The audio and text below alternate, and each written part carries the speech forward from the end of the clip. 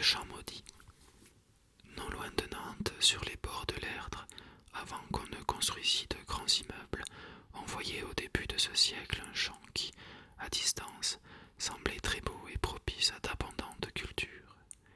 Mais si l'on s'approchait, on s'étonnait de voir que tout le versant bordé par la rivière était inculte et désolé, comme si une grande flamme y avait tout ravagé sur son passage.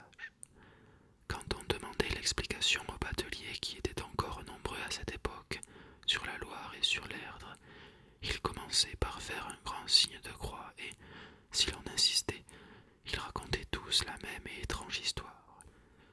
Autrefois, il y a bien longtemps, ce champ était la propriété d'un homme fort riche, mais qui était aussi très avare et très méchant envers les autres. Il se prétendait le seul homme de la paroisse à savoir travailler, et traitait ses valets de paresseux et de bons à rien. Les jeunes orphelins qui vivaient chez lui en particulier, qui étaient généralement ses souffres-douleurs. On le respectait parce qu'il était riche, et on le craignait à cause de ses colères, mais on murmurait derrière son dos, et on déplorait sa dureté. Un jour, il était en train de labourer ce champ au bord de l'Erdre, aidé par un enfant de 12 ans qu'il avait pris chez lui, parce que cela ne lui coûtait qu'une soupe et un crouton de pain par jour. Il menait sa charrue tirée par 2 bœufs, mais ceux-ci n'avançaient pas, bien que le garçon fît tout son possible pour les piquer avec son aiguillon. L'homme se mit dans une rage folle et frappa si rudement le pauvre garçon qu'il tomba sur le sol et fut un bon moment sans pouvoir bouger. Mais au lieu de regretter son geste, l'homme devint encore plus furieux à la pensée que son travail allait être retardé. « Si le diable venait m'aider, quel service il me rendrait » s'écria-t-il. Il avait à peine fini de prononcer ces paroles qu'il entendit un rire strident surgir des buissons alentour, et ses bœufs partirent avec une telle ardeur et une telle vitesse qu'au bout de quelques minutes le reste du champ fut parfaitement labouré. L'homme se réjouissait et jurait de contentement, sans même s'occuper du pauvre enfant qu'il avait battu et qui gisait, toujours inconscient à l'endroit où il était tombé. Mais lorsqu'il voulut se reposer, il eut beau tirer sur l'attelage et hurler à ses bœufs de s'arrêter, ceux-ci continuaient d'avancer avec la même ardeur et la même vitesse, à croire qu'une force invisible les poussait à aller toujours plus loin. Ils refirent le tour du champ, bouleversant ce qui avait déjà été retourné. L'homme jurait de tout ce qu'il pouvait et ses cris résonnaient tout alentour. Des voisins accoururent et furent, comme l'enfant qui avait repris connaissance, les témoins de cette étrange course. L'homme tomba plusieurs fois, se releva, tenta de s'écarter de la charrue, mais il lui semblait que ses mains ne pouvaient pas la lâcher.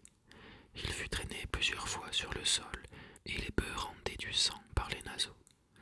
Cela dura longtemps. L'homme n'avait plus ses chaussures et ses pieds meurtris étaient ensanglantés. Il râlait et ses bêtes se cabraient de douleur sous les coups d'un fouet invisible. Tout à coup, arrivé à un coin du champ, l'homme, afin de respirer plus à son aise, ouvrit sa chemise trempée de sueur et, sans le vouloir, arracha la croix qu'il portait au cou au bout d'une chaîne d'argent. Aussitôt, on entendit un rire monstrueux provenir des buissons, puis une voix s'écria « Maintenant, camarade, tu es à moi !» Alors on vit s'élever une grande flamme à l'endroit où se trouvait l'attelage. Hommes, bêtes et charrues disparurent aux yeux de tous ceux qui se trouvaient là et qui regardaient ce spectacle dans la plus grande stupéfaction. Jamais plus on ne revit l'homme, pas plus que ses bœufs et sa charrue. Un prêtre vint bénir le champ, mais depuis ce jour, aucune herbe n'a poussé dans ce coin désolé. On disait que ce n'était pas surprenant car c'était une des portes de l'enfer, et l'on ajoutait que tous ceux qui passaient par là devaient prendre soin de faire un signe de croix, car la porte de l'enfer était toujours ouverte, même si on ne la voyait pas, et le diable se trouvait là, en train de guetter les imprudents qui oublieraient de faire ce simple geste. Le cheval du diable. C'était dans le temps, quand seuls les oiseaux volaient dans le ciel et que la nuit était noire dans les campagnes. Il y avait, dans un village, à moins que ce ne fût de dire non, 3 bons camarades qui se retrouvaient souvent le soir. Lorsque le temps le permettait, ils allaient se promener sur les landes, et lorsqu'il pleuvait ou faisait trop réfugier chez l'un d'eux pour boire une bolée et deviser de choses et d'autres. Et dans tout le pays, on ne tarissait pas d'éloges sur eux à cause de leur sérieux et de leur vie rangée. D'ailleurs, beaucoup de filles espéraient qu'il jetterait les yeux sur elles, persuadées qu'il ferait de très bons maris. Or, un soir d'automne où le ciel était maussade et le vent soufflait en rafale, l'un des trois dit aux autres: si nous allions faire une partie de cartes à l'auberge. La proposition fut tout de suite adoptée et, sans plus tarder, ils se dirigèrent vers l'auberge la plus voisine. Pour s'y rendre, il fallait passer par la Croix-Rouge qui était plantée à l'intersection de trois chemins, en pleine lande et très loin de toute habitation. La nuit était déjà fort avancée et elle était très sombre car la lune n'était pas encore levée et les nuages se bousculaient dans le ciel. Pour parcourir plus aisément leur chemin qui était caillouteux et parsemé de trous, chacun d'eux avait un gros bâton. Mais ils arrivèrent sans encombre à l'auberge. Ils s'assirent à une table et demandèrent des cartes à jouer. Mais comme ils n'étaient que trois, il en manquait un pour faire leur compte. Ils n'eurent cependant pas de mal à décider un trimardeur qui soupait à l'auberge de se joindre à eux. Ils s'amusèrent beaucoup. Les uns gagnaient et les autres perdaient, mais pour consoler ceux qui perdaient trop, ils se payaient de nombreux verres et la bonne humeur ne faisait pas défaut. Après être restés un peu plus de 2 heures à jouer, ils décidèrent de retourner chez eux. Le lendemain, ils avaient tous trois beaucoup à faire. Ils payèrent l'aubergiste, prirent congé de leur partenaire et partirent dans la nuit au milieu des tourbillons de vent. Arrivés près de la Croix-Rouge, ils virent un cavalier qui arrivait sur un cheval fringant. Lorsqu'il parvint à leur hauteur et qu'il les aperçut, il s'arrêta et descendit de sa monture. « Vous vous en allez déjà, camarades ?» leur demanda-t-il. « Oui, monsieur, répondirent-ils. Il commence à se faire tard et nous avons beaucoup de travail demain matin. »« Allons, allons, reprit le cavalier, il faut prendre du bon temps avant de se mettre au travail. Il n'est pas si tard que vous le pensez. Moi, j'ai l'intention de jouer un bon moment.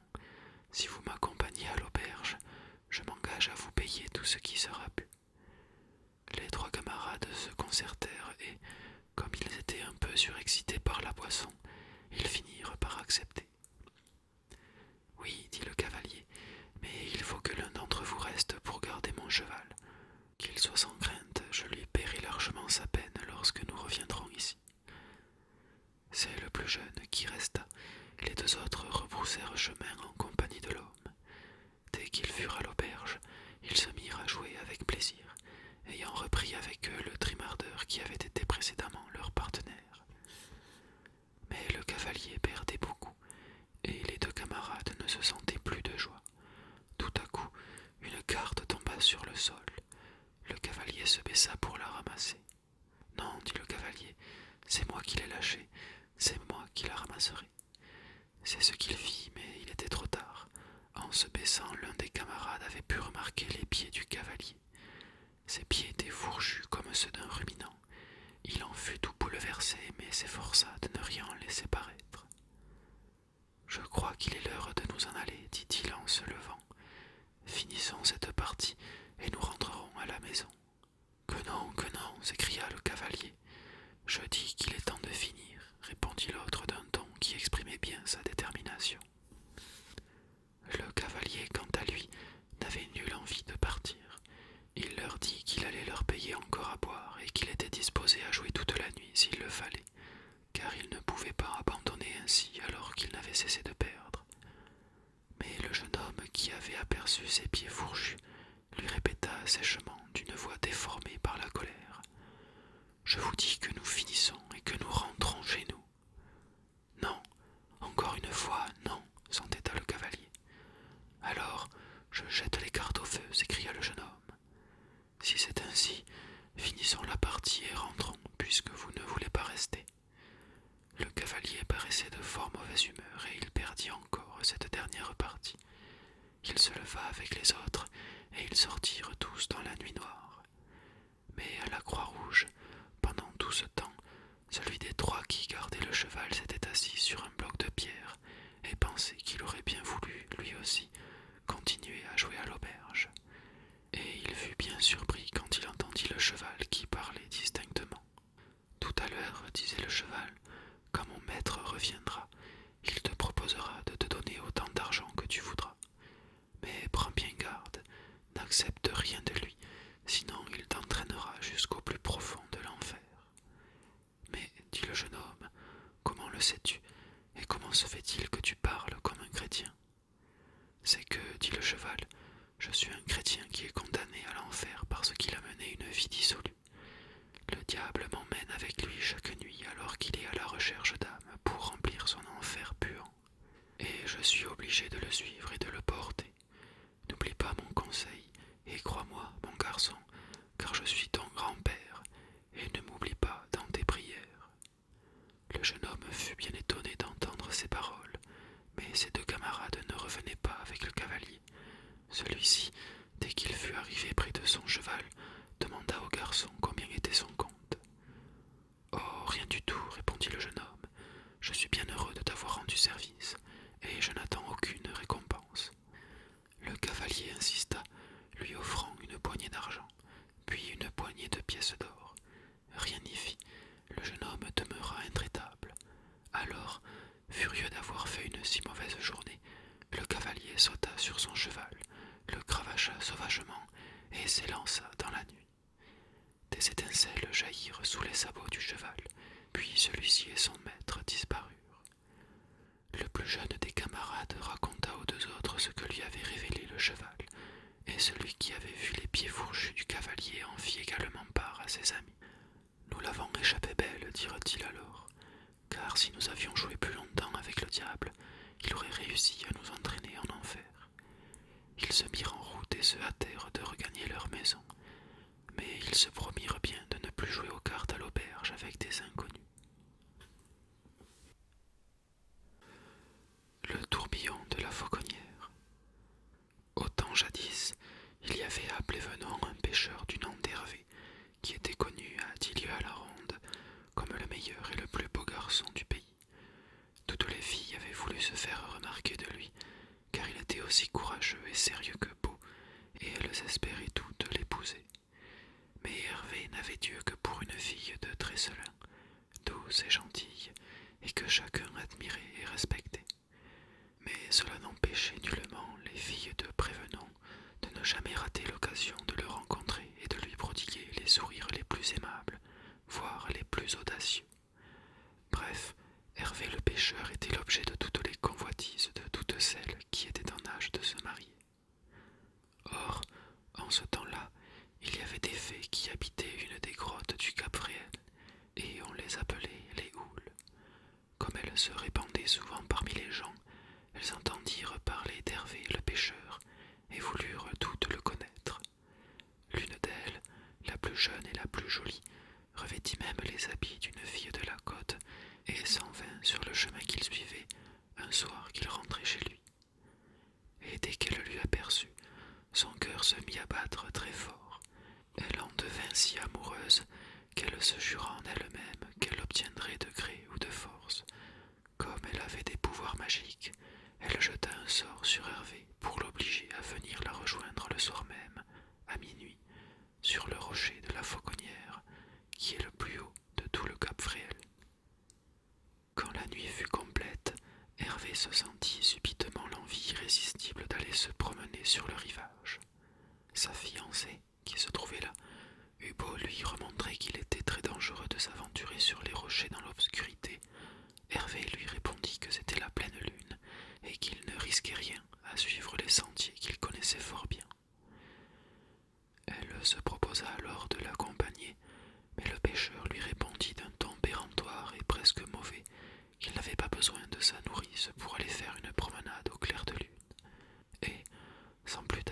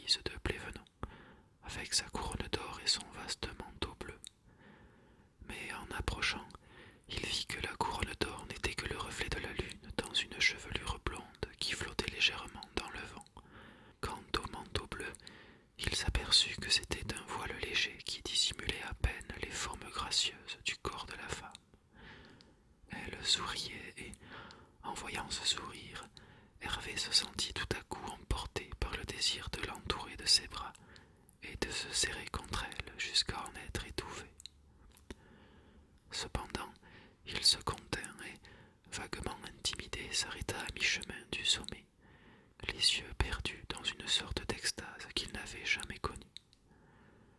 Beau garçon, dit-elle alors, viens plus près de moi.